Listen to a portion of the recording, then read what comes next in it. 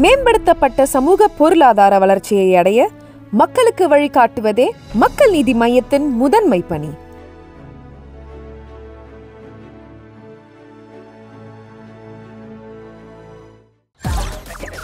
வயசுல இருந்து எத்தனை பொண்ணை கொண்டாந்து காமிச்சோம், ஒருத்தியை வேணாம்ட்டா. இப்ப பாக்குற பொண்ணெல்லாம் இவனை வேணாம்து. இவன் நல்லா தானே இருக்கா, என்ன பிரச்சனை? எங்க உருவாச்சு லவ் மேரேஜ்? என்னோட கல்யாணத்துக்கு உருவாச்சு சார். கல்யாணம் ஃபிக்ஸ் ஆகிட்டு பார்ட்டி ஆர்கனைஸ் பண்ணேன் சார். வந்தவங்கலாம் கேட்டது உங்களுக்கு யார் பொண்ணு கொடுத்தாருன்னு.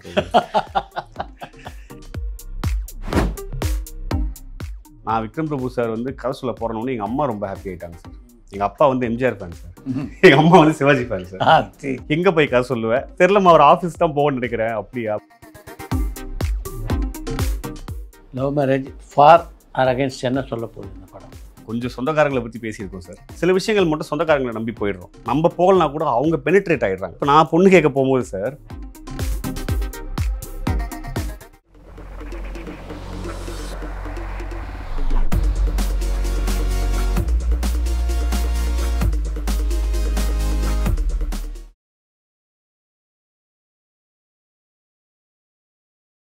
வணக்கம். வணக்கம் சார். சில திரைப்படங்களை பொறுத்த வரைக்கும் அதனுடைய ட்ரெய்லரை பார்க்கும்போதே அந்த படத்தை பற்றி ஒரு ஈர்ப்பு எல்லாருக்கும் வந்துடும். அப்படி ஒரு ஈர்ப்பை உருவாக்கி இருக்கிற படமாக தான் இப்போ இந்த லவ் மேரேஜ் அமைஞ்சிருக்கு. கதை சொல்லும்போதே அப்படி இருந்தது அவங்களுக்கு? ஐடியா என்னன்னு முதல்ல சொல்லிட்டாங்க சார். ஸோ அதனால் வந்து இந்த ஐடியாவை எப்படி ஸ்டோரியாக நம்மளோட தமிழ் ஆடியன்ஸ்க்கு எப்படி எடுத்துகிட்டு போய் கொடுக்க போகிறோங்கிறது தான் யோசனை இருந்துச்சு. அது கரெக்டாக அதுக்குன்னு ஒரு பேஸ் ஒன்று செட் பண்ணி சொல்லலாம்ல. மதுரை இந்த கோயம்புத்தூர் இப்படிப்பட்ட ஒரு 2 ஊருக்குள்ளார நடக்கிற ஒரு இதை எப்படி இருக்கும் அப்படிங்கிறத எடுத்துகிட்டு வந்து சொன்னார். ரொம்ப ரிலேட்டபிளான ஒரு சப்ஜெக்ட் சார். நம்ம எல்லாருக்குமே ஈஸியாக புரிகிற ஒரு விஷயம், பேசுகிற ஒரு விஷயம், டெய்லி பார்க்குற ஒரு விஷயம். அப்படி இருக்க போது அது கரெக்டாக ஸ்கிரிப்டில் இருந்துச்சுன்னா ஈஸியாக பண்ணிடலாம். ஸோ அந்த ஒரு ரிலேட்டபிலிட்டி இருந்துச்சு, கம்ஃபர்டபிலிட்டி இருந்துச்சு, ஸ்கிரிப்டும் இருந்துச்சு. ஸோ அதனால் அதோட இறங்கி போனது தான் சார். இவரோட பேசிட்டு இருக்கும்போதே அவர் சொன்னார், கதை சுமாராக தான் நான் சொல்வேன். அப்படித்தான் அவர்த்தையும் சொன்னேன்.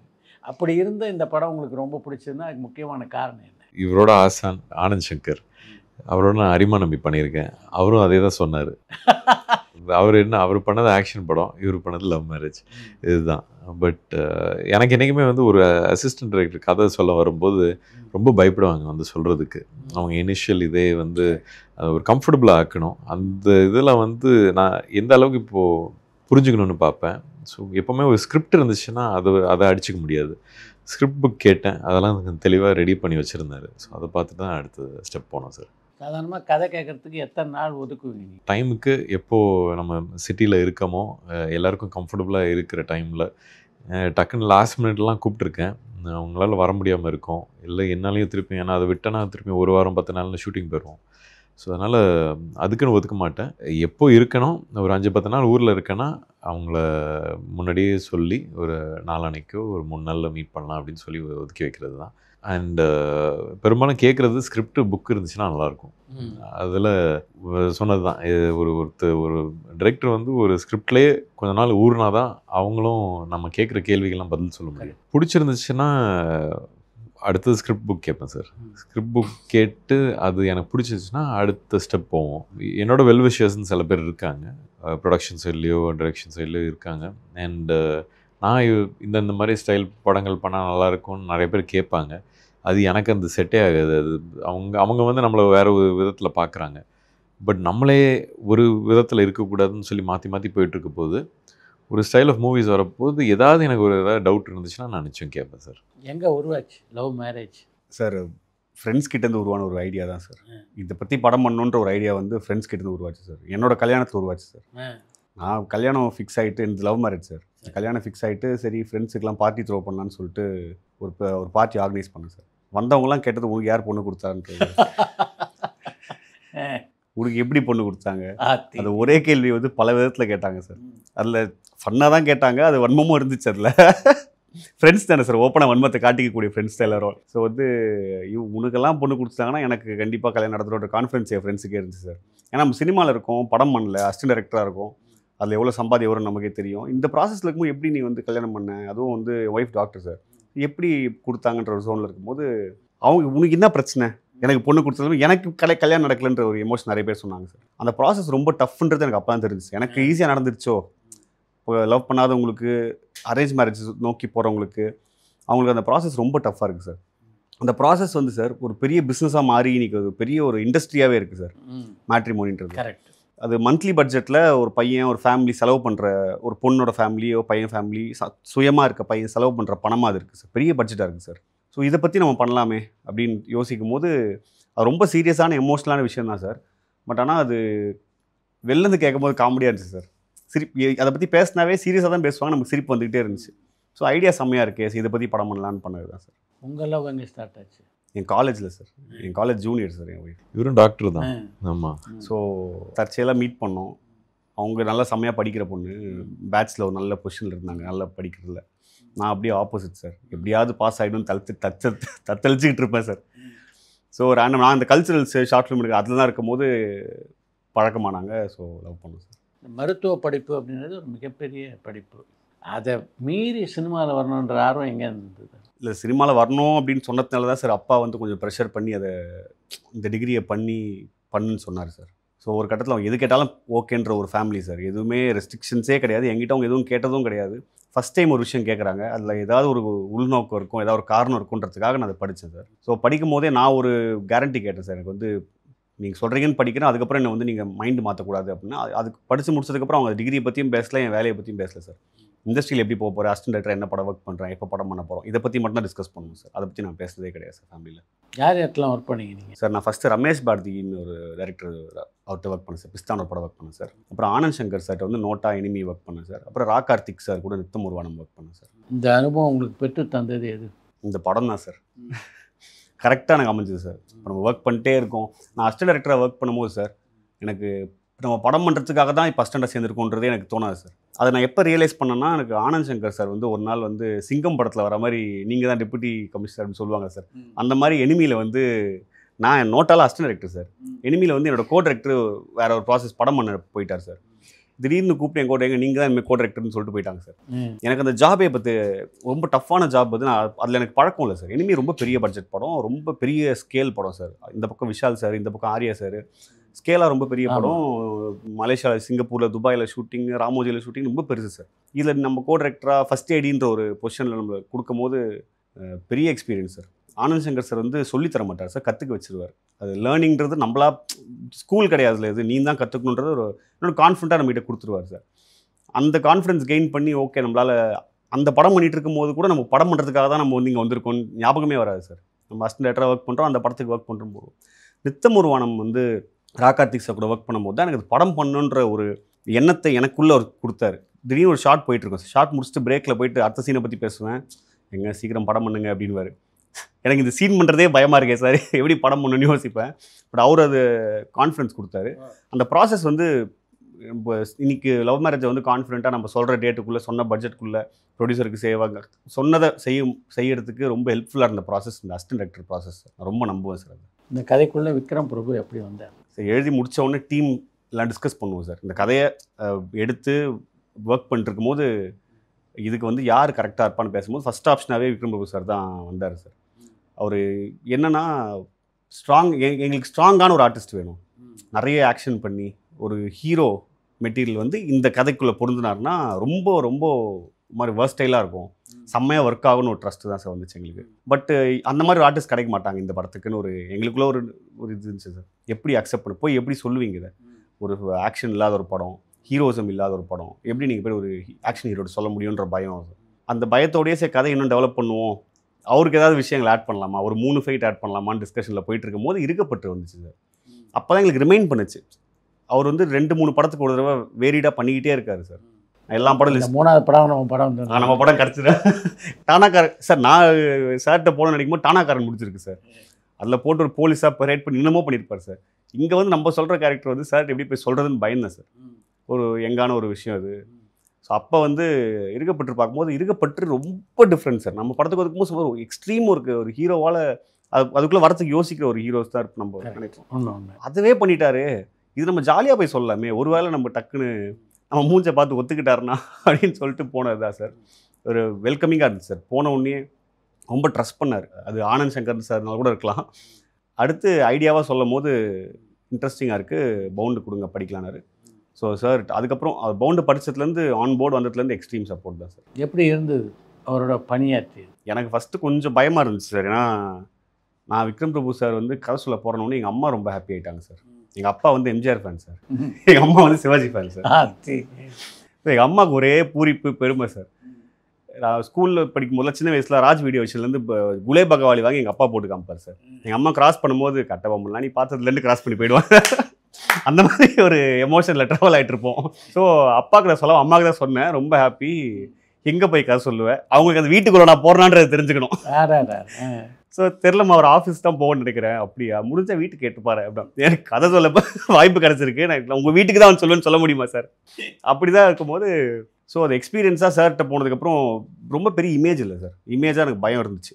அண்டு பில்லர்ஸாக பெரிய வீடு போய் கதை சொல்கிறோம், அவர் நம்ம கூட வந்து திரும்ப ஒர்க் பண்ண போகிறாரு, எப்படி நம்மளை எடுத்துப்பார், நம்ம கொஞ்சம் அமெச்சரிஷாக பிஹேவ் பண்ணிவிடுவோமோ, நம்ம ஒரு மெச்சூர்டான டேரக்டரோட பிஹேவியர் கொடுத்தாகணுமோ, நம்ம கொஞ்சம் நம்மளே மாற்றி நடிக்கணுமோலாம் தோணுச்சு. பட் ஃபஸ்ட் மீட்டிங்லேயே அவரே அதை பிரேக் பண்ணிட்டார். பிரேக் பண்ணிவிட்டு நல்லா கோல்டான ரூம் சார், நான் நரேட் பண்ணுறேன், பொலன்னு வேர்த்து ஊற்றிட்டு இருக்கேன் எனக்கு. அப்போ சார் ஏங்க நீங்கள் டென்ஷனாக இருக்கீங்க, ஒன்றும் பிரச்சனை சில்லாக இருங்கன்னாரு. அது அடுத்த ப்ராஜெக்ட் டெய்லி ஷூட்லையுமே அது ரொம்ப கேஷனாக இருந்தபோது ரொம்ப ஈஸியாக இருந்துச்சு சார் எனக்கு. ஆஸ் எ நியூ கமர் இவரோட ஒர்க் பண்ணது எப்படி இருந்தது? Good sir. ஏன்னா நாங்கள் ஷூட் பண்ணது ஃபுல்லாக கோபிச்செட்டிப்பாளையத்தில் ஷூட் பண்ணோம் சார். அண்ட் நீங்கள் பார்த்தீங்கன்னா ஒரு பெரிய குரூப், 2 பிக் ஃபேமிலிஸாக இருக்கும். அவ்வளோ பேரை கூட்டிகிட்டு போய் ஃபஸ்ட்டு படம் கோபிச்செட்டிப்பாளையத்தில் போய் இருந்து 40 நாள் அதை இதை சுற்றியே எல்லா வேலையும் முடிச்சுட்டு வரதுங்கிறது பெரிய விஷயம். அண்ட் ஒரு ஆர்டிஸ்ட்டுக்கும் கேரக்டர்ஸ்ன்னு இருக்குது. ஸோ ஒன்று நிறைய பேசுகிற கேரக்டராக இருக்கும், இல்லை சும்மா நிற்கிற கேரக்டராக இருக்கும். எல்லாத்தையும் ஹேண்டில் பண்ணி ஒரு கேப்டன்ஷிப்பாக நல்ல சீன்ஸ் எடுத்துகிட்டு வந்திருக்காரு. இவர் சொல்லும்போது ஆனந்த் வந்து is a very good task master sir. அவர் எப்படி என்ன கேமராவுக்கு முக்கியத்துவம் கொடுப்பாரு, ஆக்டர்ஸ் எப்படி ஹேண்டில் பண்ண முக்கியத்துவம் கொடுப்பாரு. ஐ திங்க் அது எல்லாமே கற்றுருக்காருன்னு நினைக்கிறேன் அவர்கிட்ட நிச்சயம். பட் இவருக்கு நிச்சயம் ஹேட்ஸ் ஆஃப், பிகாஸ் அவ்வளோ ஆர்டிஸ்ட்டை வெளியூரில் போய் ஹேண்டில் பண்ணி கூட்டிகிட்டு வர்றது. முதல் படத்தில் நம்ம சென்னையிலே ஷூட் பண்ணோன்னா சரி ஏதோ ஒரு இது இருக்கும், கம்ஃபர்டபிலிட்டி ஃபேக்டர் இருக்கும். வெளியூரில் போய் இவ்வளோ விஷயங்கள் பண்ணிட்டு வரதுங்க பெரிய விஷயம். 2 பேருமே அசிஸ்டன்ட் டைரக்டர்ஸு. அதை பற்றியெல்லாம் பேசியிருக்கீங்களா செட்டில்? பேசியிருக்கோம் சார். நான் வந்து எக்ஸ்பீரியன்ஸ், நான் சார்கிட்ட ஏதாவது பேசணுன்னும் போது என்னோட இது விஷயமா பேசும்போது சார் இந்த மாதிரி நான் ஒன்று ஃபீல் பண்ணேன்னு எப்பவுமே சொல்லி ஏதாவது இருந்தால் கனெக்ட் பண்ணி பேசுவோம் சார். சாருமே நான் அதை பண்ணும்போது அவரோட அனுபவத்தை சொல்லுவார், சர்வமில் ஒர்க் பண்ண சொல்லுவார். அவர் ப்ரொடியூசராகவும் இருந்திருக்காருல்ல சார். ஸோ இந்த 2 பாயிண்ட் ஆஃப் வியூ பேசுவோம். இன்றைக்கி செட்டில் வந்து நம்ம கரெக்டாக எல்லாத்தையும் கொண்டு போகிறதுக்கு எதெல்லாம் தேவைன்னு டிஸ்கஸ் பண்ணும்போது அவரோட எக்ஸ்பீரியன்ஸை ஷேர் பண்ணுவார் சார். சர்வமோட எக்ஸ்பீரியன்ஸ் கேட்கும்போது ரொம்ப கஷ்டமாக தான் இருந்துச்சு. சர்வமோட டைரக்டர் வந்து ஒரு ஜாலியான ஒரு பர்சனு அப்படி இருந்திருக்கும்னு நினச்சேன். பட் அந்த ப்ராசஸ் ஆஃப் அந்த ஃபிலிம் ரொம்ப டஃப்பாக இருந்துச்சு. நான் ஒரு சார் மூலியமாக தெரிஞ்சுக்கிட்டேன் சார். இந்த படத்துடைய கதாநாயகி தேர்வு எப்படி அமைஞ்சது சார்? லட்சணமான முகம்ன்ற ஒரு விஷயத்தை தேடி போனோம் சார். எனக்கு டெபியூ ஹீரோயின் தேவைப்பட்டாங்க சார். இந்த கேரக்டருக்கும் டெபியூ ஹீரோயினாக இருந்தால் தமிழில் பெட்டராக இருக்கும்னு தான் டீமாக டிசைட் பண்ணி ட்ராவல் பண்ணுவோம் சார். அப்போ வந்து நிறைய ஆப்ஷன்ஸ் சார், நிறைய பார்த்துக்கிட்டே இருக்கும்போது நித்தமுராம் டாக்டர் கார்த்திக் சார் வந்து இன்ஸ்டாவில் ஒரு ப்ரொஃபைல் அமைச்சார் சார். இன்ஸ்டாகிராம் வந்து எனக்கு ஃபஸ்ட் டைம் யூஸ் ஆச்சு சார்.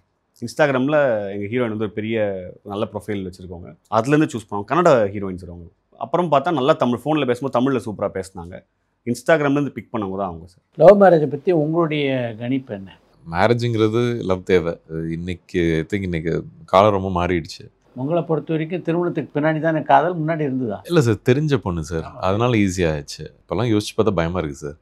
ஏன்னா இன்றைக்கி கல்யாணங்கிறது வந்து கஷ்டமான விஷயமா இருக்குங்கிறதுக்காக தான் நான் வந்து இருக்கப்பட்ட படமே பண்ணேன். ஏன்னா டிவோர்ஸ் ரேட்லாம் எங்கேயோ போயிடுச்சு. நாங்கள் எங்களால் இருக்கப்பட்டால சாதிக்க முடிஞ்ச ஒரு விஷயம் என்ன சார், படம் ரிலீஸ் ஆகி 8வது நாள் சார் திருச்சியில் ஒரே நாளில் 38 டிவோர்ஸ் கேஸ் ட்ராப் ஆனிச்சு.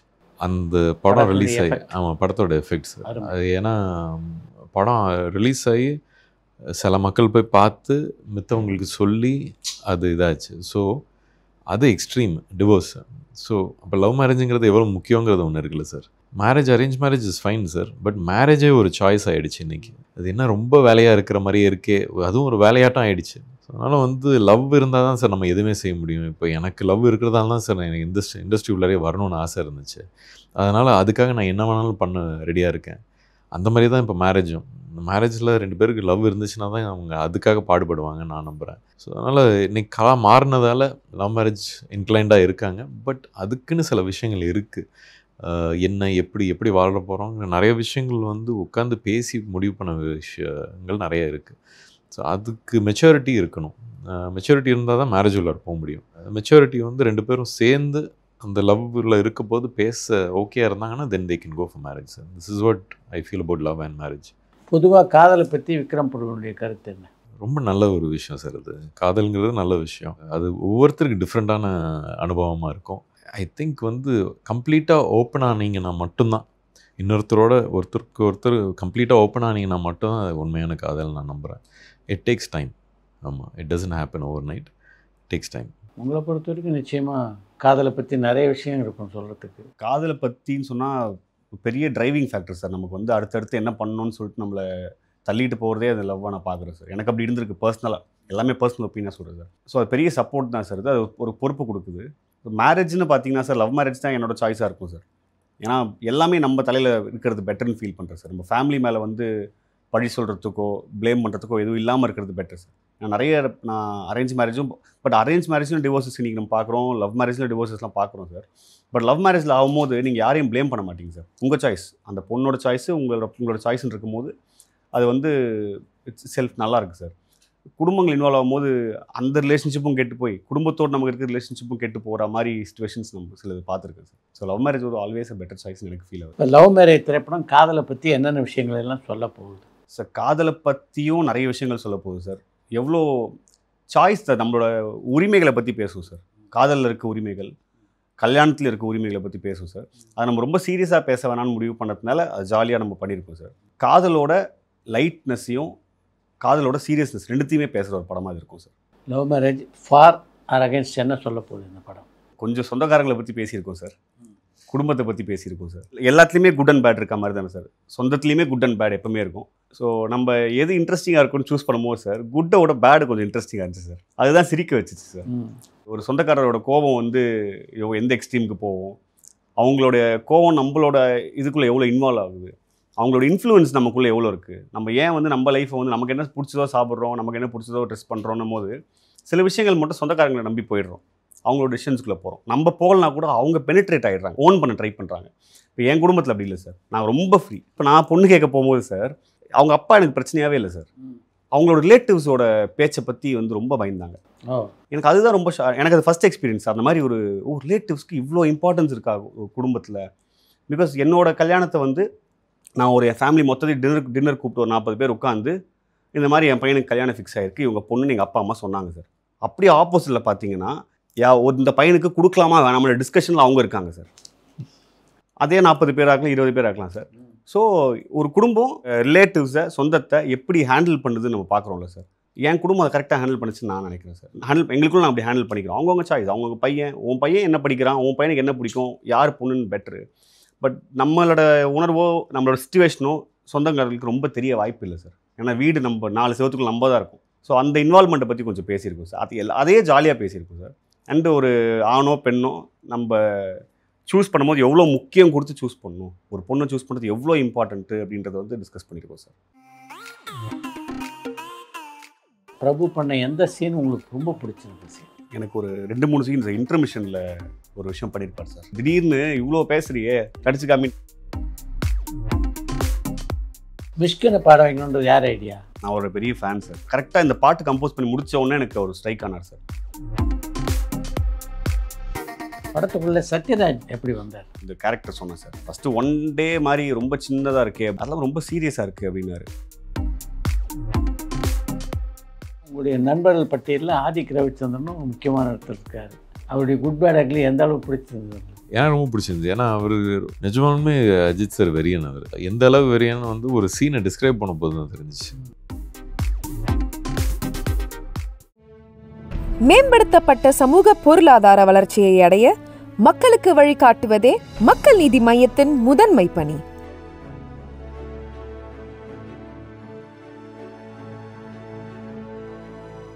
பரபரப்பான சினிமா செய்திகள், நட்சத்திரங்களின் பேட்டிகள், சினிமா வரலாறு ஆகியவற்றை பார்க்கவும் படிக்கவும் உங்களுக்கான இணையதளம் touringtalkies.co.